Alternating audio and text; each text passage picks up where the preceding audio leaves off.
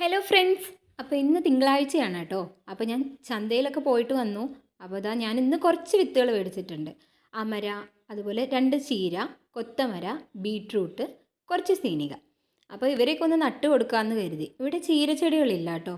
അപ്പോൾ ഞാൻ കുറച്ച് സിമൻറ്റ് ചാക്കുകളൊക്കെ സംഘടിപ്പിച്ച് മണ്ണും ചാണകപ്പൊടിയൊക്കെ മിക്സ് ചെയ്തിട്ട് നന്നായിട്ട് റെഡിയാക്കി വെച്ചിട്ടുണ്ട് നമ്മുടെ ചാക്കൊക്കെ.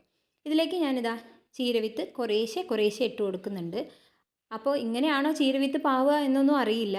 പക്ഷെ മുളച്ച് കിട്ടാൻ വേണ്ടിയിട്ട് ഇതുപോലെ ഇട്ട് കൊടുത്തിട്ടുണ്ട്. നമുക്ക് പറിച്ച് നടാലോ. അപ്പോൾ ഇതുപോലെ ഇട്ടു. മുഴുവനൊന്നും പാവി കൊടുക്കാനുള്ള സ്ഥലമില്ല കേട്ടോ. അപ്പോൾ ഇതിൽ നിന്ന് കുറച്ച് മാത്രമേ എടുത്തിട്ടുള്ളൂ. ഇനി ഇതുപോലെ ഇത് പച്ചച്ചീരയുടെ വിത്ത് ഇതുപോലെ തന്നെ കുറച്ചും കൂടി ഒന്ന് പാവി കൊടുത്തിട്ടുണ്ട്. പച്ചയും ചുവപ്പും നമുക്ക് ഇടകലർത്തി വെച്ച് കൊടുക്കാമല്ലോ എന്നുള്ള ഐഡിയയിലാണ് 2 കളർ ഒരുമിച്ച് മേടിച്ചതേ. ഒരു കൗതുകം തോന്നി വാങ്ങിയതാണ് ഈ കൊത്തമരയും അതുപോലെ തന്നെ ബീട്രൂട്ടും. നമ്മുടെ മുന്നത്തെ ബീട്രൂട്ട് എന്തായാലും മുളച്ചില്ലല്ലോ.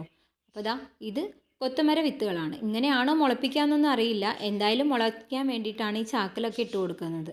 മുളച്ചതിന് ശേഷം നമുക്ക് വേറെ എവിടെയെങ്കിലുമൊക്കെ മാറ്റി വെക്കാമെന്നുള്ളൊരു ഐഡിയ ആണ് ഇപ്പോൾ ഉള്ളത്. ഇപ്രാവശ്യമെങ്കിലും മുളയ്ക്കും എന്നുള്ള പ്രതീക്ഷയിലാണ് ഞാൻ വീണ്ടും ബീട്രൂട്ടിൻ്റെ വിത്തുകൾ വാങ്ങിയിട്ടുള്ളത്. അപ്പോൾ ഞാൻ ആ ചേട്ടനോട് ഒരുപാട് തവണ ചോദിച്ചു മുളയ്ക്കുമോ എന്നൊക്കെ.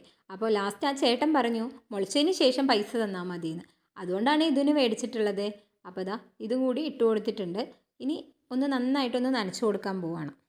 വെറുതെ കുട്ടിക്കാലത്തെ ഒരു ഓർമ്മപ്പെടുത്തലായിട്ടാണ് മോളുടെ കുപ്പി എടുത്തിട്ട് വന്നിട്ടുള്ളത്. വെറുതെ ഒരു ഐഡിയയിൽ ചുമ്മാ ഒന്ന് നനച്ചു കൊടുത്തു എന്ന് മാത്രം.